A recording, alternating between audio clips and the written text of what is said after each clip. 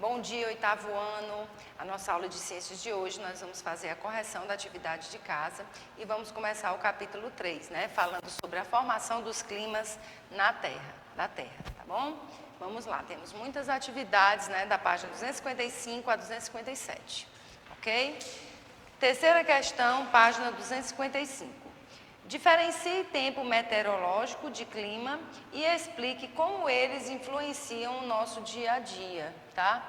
Tempo meteorológico, né, que pode mudar ao longo de um dia, caracteriza o estado atmosférico momentâneo em determinado local, considerando todas as variáveis como a pluviosidade, a umidade relativa do ar, a temperatura, pressão atmosférica e velocidade do vento. Tá?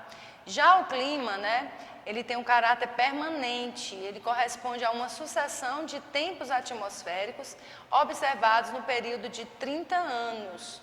Tá? Ambos podem influenciar em nossas escolhas diárias, né, como roupa, transporte e até mesmo as condições de saúde. Ok? Quarta questão. A previsão do tempo meteorológico é importante para saber como estarão as características do ar atmosférico em determinado momento. Essa previsão é realizada em estações meteorológicas. Descreva como funciona uma estação e indique os principais instrumentos utilizados, né? Então, nas estações meteorológicas, há diversos tipos de instrumentos, né, de medição simultânea das variações de tempo meteorológico, como o barômetro, o pluviômetro, o termômetro, o anemômetro, a biruta, o heliógrafo, entre outros instrumentos, tá? Alguns fazem uso de satélites e softwares modernos, tá, que realizam registros de hora em hora. Assim, todos os dados são computados, analisados e transformados, né? E assim contribuem para a realização da previsão do tempo meteorológico, ok? Vamos agora para a quinta questão. As variáveis do tempo climático apresentam relação entre si, tendo como base essa relação, responda às questões a seguir. Item A. Que fatores influenciam o comportamento da temperatura? Como ocorre essa influência, né? A radiação solar e a superfície, né, que receberá essa radiação, fazendo com que o ar se aqueça. Ok? Item B. Que fatores influenciam o comportamento da pressão atmosférica? Como ocorre essa influência? Seria a força da gravidade, temperatura, altitude e disposição das moléculas que compõem o ar. À medida que a altitude aumenta, a atmosfera não sofre tanto com a força da gravidade, fazendo com que o ar ele seja mais rarefeito, né? E a pressão nesses locais de altas altitudes, né, seja menor pressão atmosférica. Tá? Item C. O vento é influenciado por quais fatores? Como ocorre essa influência? Né? A temperatura do ar, né, influenciado pela temperatura do ar e pressão atmosférica. As camadas de ar que estão próximo ao solo são mais leves e sobem. O espaço é substituído pelo ar mais frio, que é denso, né, tem maior densidade, e desce para essa parte da superfície. Ok? E o item D, a chuva é influenciada por quais fatores? Como ocorre essa influência, né? A quantidade de água presente, na atmosfera, temperatura, tá? Massas de ar e quantidade de fatores ambientais externos. Ali está só um errinho, tá, gente? Presente. Então, água presente na atmosfera, ok? O ar quente, né, em forma de vapor, sobe e se condensa, formando as nuvens. E essas nuvens, elas ficam preenchidas por muita umidade, liberam a água em excesso através das chuvas, ok? Vamos agora para a página 256, sexta questão. A umidade do ar gera impacto direto em nossa saúde. Sobre o assunto, responda. Item A. Quais podem ser os problemas de saúde decorrentes da baixa umidade do ar? Quando a umidade está muito baixa, a pessoa fica com tosse seca, problemas respiratórios, principalmente as pessoas mais idosas e as crianças, né, que muitas vezes têm que tomar aerosóis, né, para tentar umidificar, agravamento de processos alérgicos e também ressecamento das mucosas, como a mucosa dos olhos, do nariz, que pode inclusive até sangrar, né, o nariz. Item B. Quais são os cuidados que se deve ter para evitar esses problemas, né? Pesquise para responder. Então, deve-se utilizar umidificadores, né, de ar industriais ou caseiros, soro, né, para os olhos e narinas, consumir bastante água e não praticar exercícios físicos ao ar livre, né, porque a umidade está muito baixa. Sétima questão. Além dos gráficos de chuva acumulada, outra forma de observar dados sobre as precipitações são os mapas, como no exemplo a seguir. Tem um mapa aí, tá, gente, que mostra a precipitação nos dias 23 de abril a 22 de maio deste ano. Os valores numéricos representam o valor em milímetros da precipitação acumulada.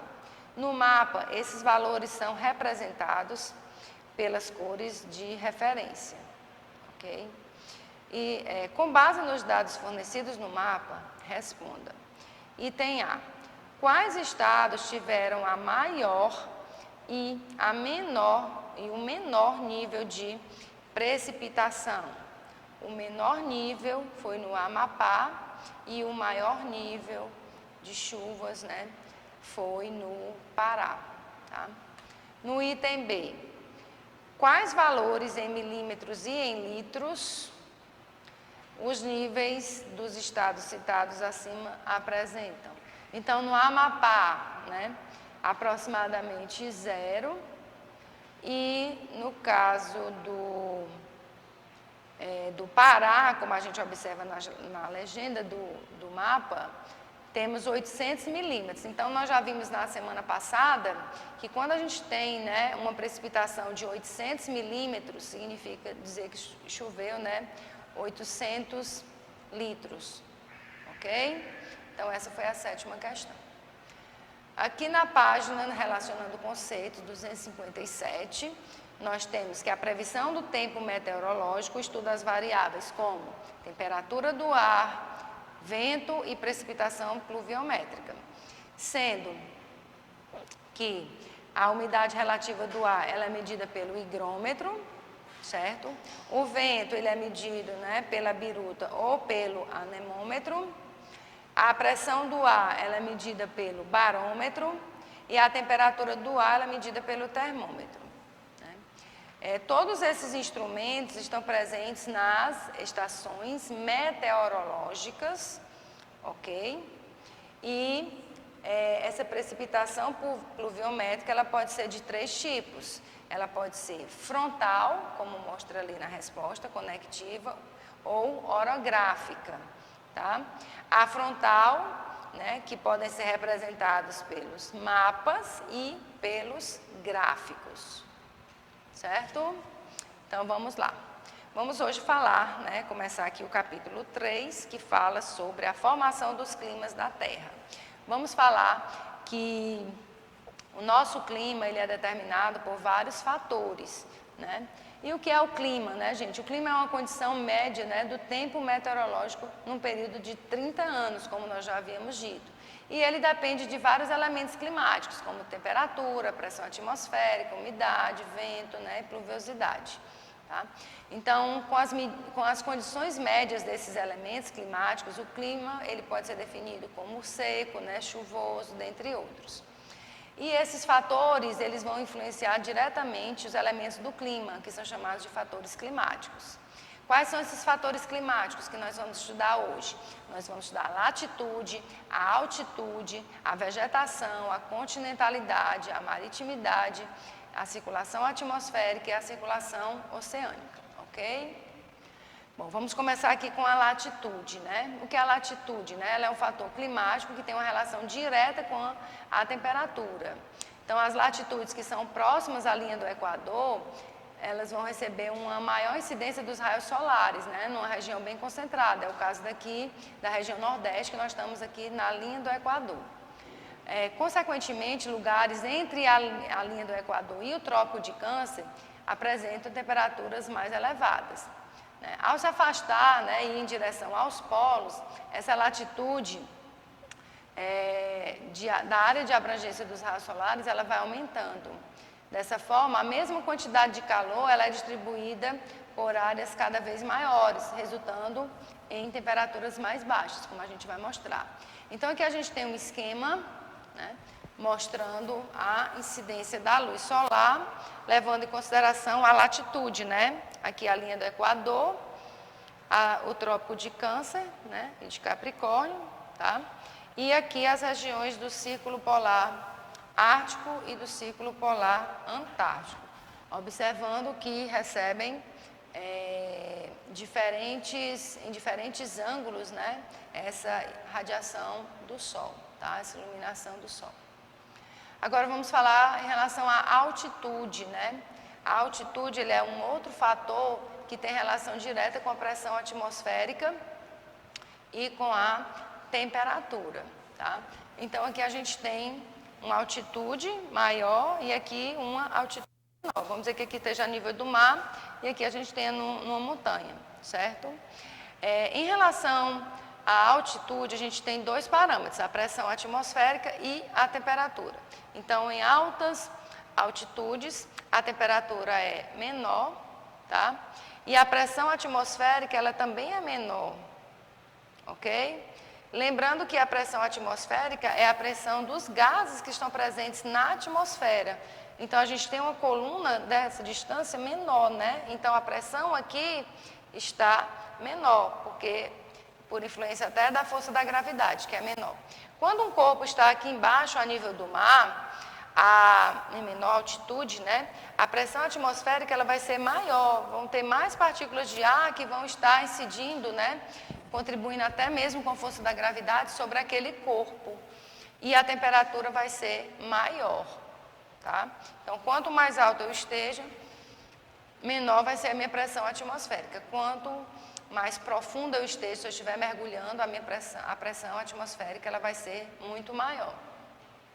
A vegetação, em regiões com ampla cobertura, as árvores impedem que os raios solares cheguem com tanta intensidade ao solo, diminuindo assim o calor, e tornando as temperaturas mais amenas, ok? Então, a importância das árvores. Maritimidade e continentalidade, são termos que se referem respectivamente. Maritimidade, a proximidade do mar, e continentalidade, a distância, de uma região em relação ao mar. Essa distância, ela interfere na umidade do ar e também na temperatura das regiões, tá?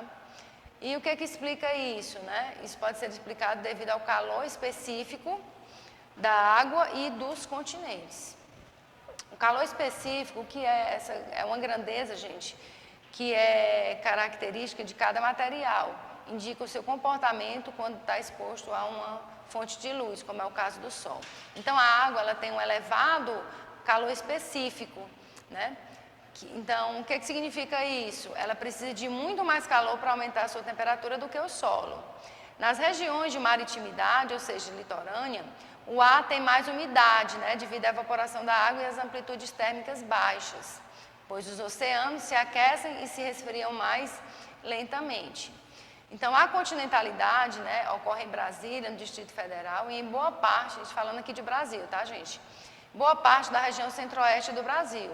Então, como não há grande massa líquida ou extensa área florestal, a umidade do ar nessa região ela é muito baixa, trazendo vários problemas de saúde. Temos a circulação atmosférica, onde as diferentes intensidades de radiação solar sobre o planeta fazem com que as regiões mais próximas à linha do Equador tenham temperaturas mais elevadas e, consequentemente, as pressões menores, enquanto que as regiões de maior latitude têm temperaturas mais baixas e pressões maiores, como a gente já tinha explicado anteriormente. Essas diferenças de temperatura e de pressão entre as latitudes fazem com que ocorram as correntes de ar, que saiam das regiões de alta pressão, onde o ar é mais denso, para as regiões de baixa pressão, onde o ar é menos denso, nos trópicos, ou seja, para a linha do Equador. Então, dessa forma, as regiões próximas à linha do Equador recebem muita luz e umidade, favorecendo o clima para as florestas e rios, né? Já as regiões próximas aos trópicos, elas recebem correntes de ar secas, favorecendo o processo de desertificação. Então, aqui a gente mostra esses ventos, né? Os ventos alisos do Nordeste, do Sudeste, tá? Da região equatorial, da região polar, do leste polar, né? Tanto em cima quanto embaixo, tá? E os ventos do oeste, ok? A circulação oceânica, né? É uma das responsáveis por distribuir o calor em torno da Terra por meio de deslocamento de massa de água, tá? Esse deslocamento, né, se dá devido às diferenças de temperatura e de densidade entre a superfície e os demais locais, né, profundos do oceano. Essas massas de água superficiais, mais aquecidas pela incidência dos raios e, consequentemente, menos densas, com a ajuda dos ventos, se deslocam para as regiões de altitudes mais altas e temperaturas mais baixas. Então, quando isso acontece, né, as águas se resfriam, tá? E as moléculas ficam mais próximas umas das outras, o que torna a água mais densa e faz com que elas afundem. Os oceanos, eles apresentam diferentes salinidades, tá? O que também pode deixar a água mais ou menos densa. Então, associada aos fatores climáticos, como a latitude e a circulação atmosférica, a circulação oceânica, ela também auxilia na determinação do tipo de clima das regiões. A gente tem aqui um mapa mostrando a circulação oceânica, né? Aqui de rosa as correntes quentes e de azul as correntes mais frias, né? Que estão nessa região aqui da Antártica e do Polo Norte, tá ok? Então, gente, a nossa aula de hoje vai ficando por aqui. Façam a atividade de casa direitinho, não deixem de fazer os AVAs e os Google Forms, ok? De acordo com a agenda. Tenham todos uma boa semana.